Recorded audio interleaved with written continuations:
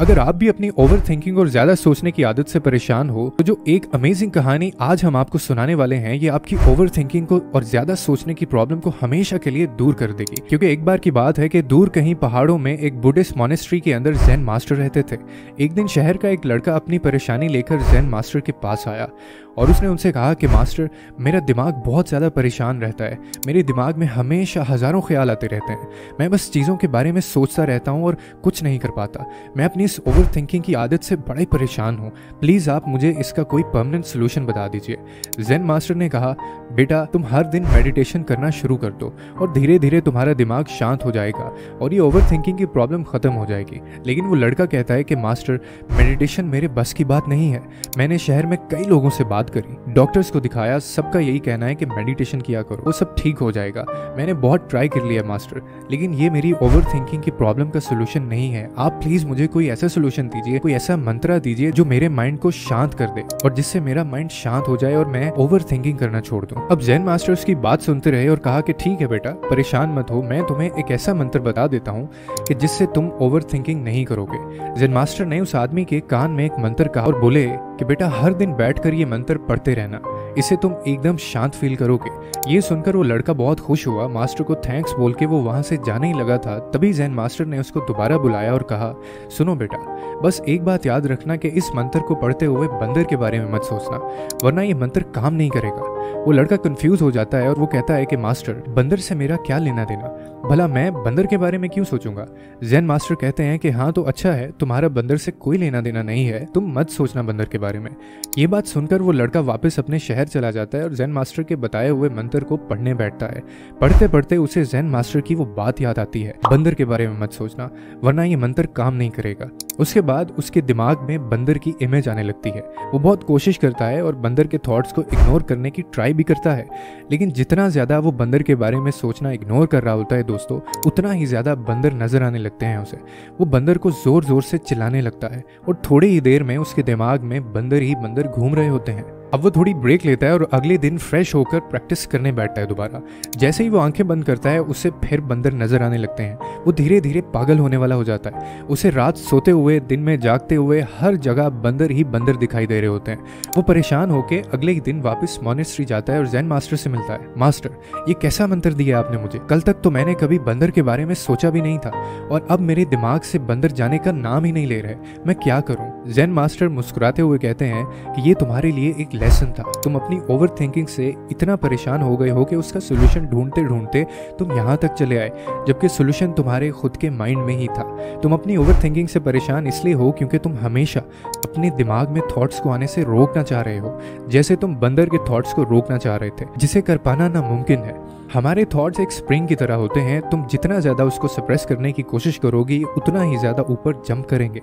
जब भी तुम खुद को ओवर थिंकिंग करते हुए पाओ तो सबसे पहला काम ये करो कि उन थॉट्स को इग्नोर करने की कोशिश मत करो। तुम जितना ओवर थिंकिंग को अवॉइड या इग्नोर करोगे ये तुम्हारे ऊपर उतनी ही ज़्यादा हावी होती जाएगी। ये बात सुनने के बाद उस लड़के को थोड़ी क्लैरिटी मिलती है। वो ज़ेन मास्टर से कहता है कि ठीक है मास्टर, अब से मैं जब भी ओवर थिंकिंग कर रहा हूँ तो मैं उसे रोकने की कोशिश नहीं करूँगा, अपने थॉट से फाइट नहीं करूँगा, पर इसे मेरी ओवर थिंकिंग खत्म तो नहीं होगी।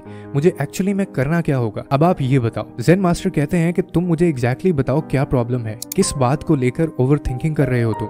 वो लड़का बताता है कि मास्टर वैसे तो बहुत सारी चीजें हैं, पर अभी अगले महीने में मेरा एक बहुत इंपॉर्टेंट एग्जाम है जिस पर मेरी पूरी लाइफ डिपेंड करती है। अब मैं बस यही सोचता रहता हूँ कि उस एग्जाम में क्या करूंगा, कैसे होगा, एग्जाम क्लियर होगा या नहीं होगा, और अगर हो गया तो उसके बाद क्या होगा, जब अच्छा होगा तो मुझे किस चीज पर फोकस करना चाहिए।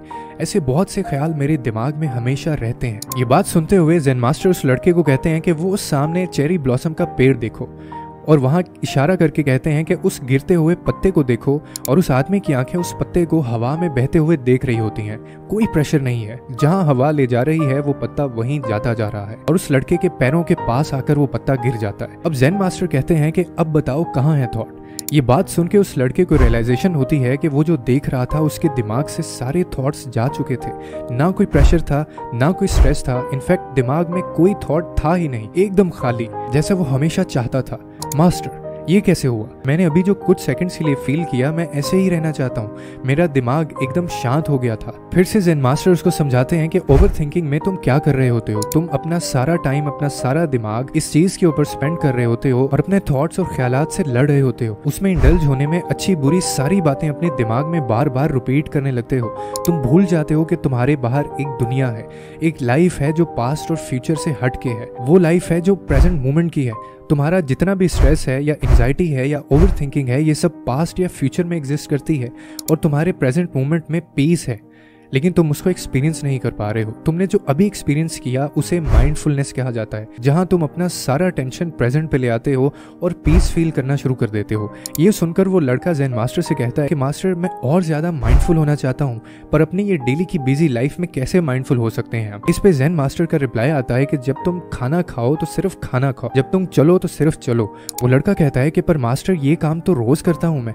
ज़ेन मास्टर स्माइल करते हैं और कहते हैं कि नहीं, जब तुम खा रहे होते हो तो सोच रहे होते हो, और जब तुम चल रहे होते हो तो तुम्हारा दिमाग भी कई चीज़ों के अंदर चल रहा होता है। जब तुम अपनी डेली लाइफ में छोटे मोटे मोमेंट्स को अपनी प्रेजेंट मोमेंट्स में होते हो तो तुम्हें माइंडफुलनेस का मतलब समझ में नहीं आता, क्योंकि तुम्हारी सोच या तो फ्यूचर में अड़ी रहती है या फिर पास्ट में। और जैसे जैसे तुम ज़्यादा माइंडफुल होते जाओगे, तुम्हारे दिमाग में थॉट्स का साइकिल धीरे धीरे कम होता जाएगा और एक दिन तुम वही शांति एक्सपीरियंस कर पाओगे जो तुमने अभी कुछ सेकंड्स के लिए की थी। ये बात सुनने के बाद उस लड़के को एकदम क्लैरिटी मिलती है। वो ज़ेन मास्टर का शुक्रिया अदा करता है और जाने लगता है, लेकिन जाने से पहले वो ज़ेन मास्टर से पूछता है कि मास्टर, फिर वो मंत्रा क्या करूं जो आपने मुझे दिया था? ज़ेन मास्टर हंसते हुए कहते हैं कि बेटा, उस मंत्रे को तुम वापस अपने शहर ले जाओ। अगर तुम्हें कभी भी जरूरत पड़े तो उसे यूज कर लेना। लेकिन उस लड़के को अब इस बात का एकदम कॉन्फिडेंस था कि उस मंत्रे को उसको दोबारा जरूरत नहीं पड़ेगी, क्योंकि उसे अपने प्रॉब्लम्स का असली सोल्यूशन मिल गया था।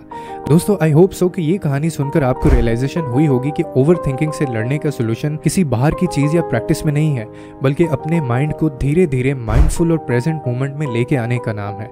और हमेशा की तरह उम्मीद करता हूँ कि आज की वीडियो ने भी आपकी लाइफ के अंदर कोई ना कोई वैल्यू ऐड की होगी।